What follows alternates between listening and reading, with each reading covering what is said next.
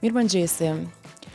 Mëngjesi 26 nëntorit na la të gjithëve në një pikëllim të thellë nga lajmi i shuarjes nga jeta të këngëtarit Shpat Kasapi. Andaj do doja të ndaja me ju disa fjalë. Shpat Kasapi është një prej emrave më të dashur të muzikës shqiptare, një artist që për vite me radhë ka shoqëruar publikun me këngë që mbeten të paharuara. I lindur në Tetov, ai u bë i njohur që në hapat e para të karrierës fal zërit karakteristik, energjisë së pastër dhe aftësisë për të krijuar melodi që lidhen me emocionin e çdo kujt.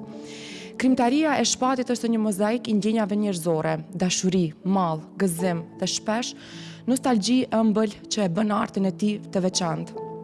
Këngë si Axhami, Të dashuroj, Sa e bukur je, Valla kosovare dhe shumë hite të tjera kanë qenë pjesë e pandashme e skenës muzikore shqiptare për më shumë se 2 dekada.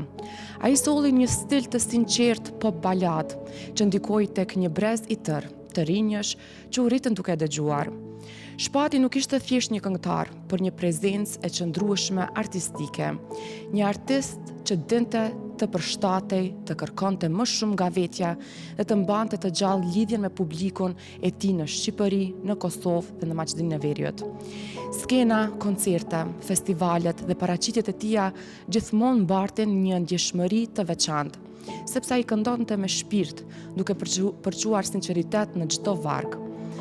Krimtaria që ai la pas është pjesë e kulturës sonë muzikore, një arkiv emocionesh që vazhdojnë të dëgjohen, të kujtohen dhe të vlerësohen.